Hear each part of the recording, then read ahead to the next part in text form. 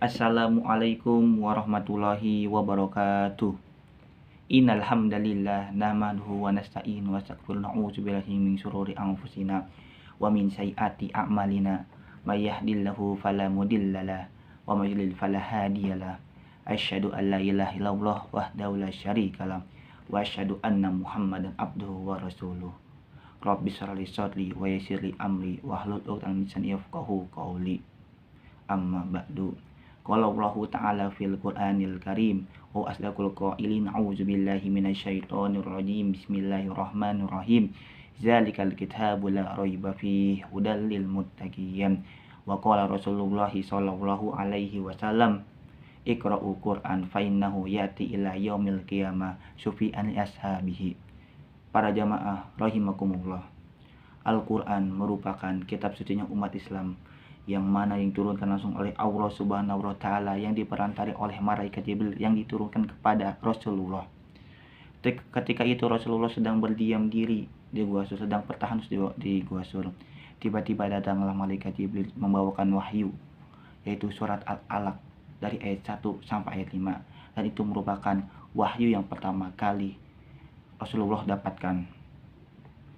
Rasulullah menulisnya di pelepah-pelepah kurma setiap Al-Quran itu turun, di pelepah batu, di pecahan batu. Al-Quran turun secara perlahan-lahan, secara berangsur dari sedikit demi sedikit, tergantung peristiwa apa yang terjadi, maka ayat itu turun. Dan juga Al-Quran itu turun untuk lebih dimudah dihafal dan juga untuk dimudah dimengertinya untuk orang lain.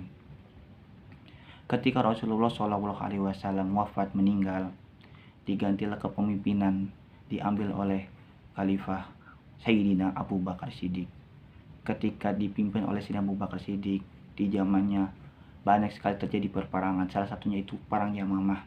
Nah, di dalam perang tersebut banyak sekali orang-orang penghafal Al-Quran, yaitu Hafiz Al-Quran, itu Al-Hafiz, baik meninggal sekitar itu 70 orang lebih. Abu Bakar Siddiq bingung. Beliau takut gimana kalau Al-Quran nanti ke depannya sudah menghilang, sudah lenyap. Akhirnya Sayyidina Umar bin Khattab memberikan usul kepada Sayyidina Abu Bakar Siddiq. Bagaimana kalau tulisan-tulisan Al-Quran yang ada di pelepah-pelepah batu, yang ada di pelepah-pelepah kurma, juga dikumpulkan sisa orang yang penghafal Al-Quran, yang hafal Al-Quran dikumpulkan. Dan akhirnya pun disetujuin oleh Khalifah Abu Bakar Siddiq. Akhirnya dikumpulkan semuanya dan akhirnya bisa dijadikan satu mushaf. Dan ketika di zamannya Utsman bin Affan, banyak sekali perbedaan bacaan, perbedaan mushaf antara Al-Quran satu dengan Al-Quran yang ini. Utsman bin Affan secara tegas, dia tidak suka dengan banyak sekali perbedaan membaca Al-Quran. Akhirnya Utsman bin Affan, dia menyuruh Zaid bin Sabit untuk menemui Hafsah untuk mengambil mushafnya Abu Bakar.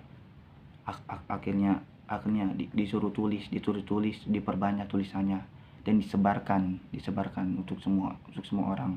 Dan akhirnya semua orang juga menulis itu, dan akhirnya kitab Al-Quran cuma satu mushaf doang, yang itu yang dikenal sampai sekarang adalah mushaf Utsmani. Dan juga di zaman dahulu, juga di zaman Khalifah, belum ada itu yang namanya itu syakal-syakal, harokat belum ada.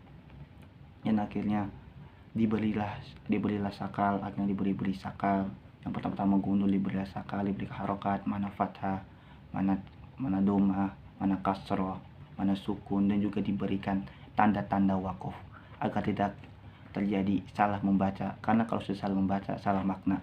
Coba bayangkan bagaimana kalau di zaman sekarang Al-Quran tidak ada syakal, tidak ada wakaf. Bagaimana banyak sekali kesalahan dalam membaca Al-Quran. Maka kalau sudah salah dalam membaca Al-Quran, maka akan salah juga maknanya, artinya. Sekian dari saya. Assalamualaikum warahmatullahi wabarakatuh.